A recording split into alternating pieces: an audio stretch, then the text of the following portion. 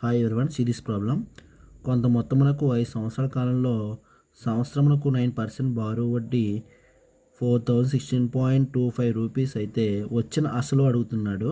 అంటే principal amount అడుగుతున్నాడు. So principal amount formula 100i/TR. 100 into I ఎంత, బారు వడ్డీ 4014016.25 బై టీఆర్.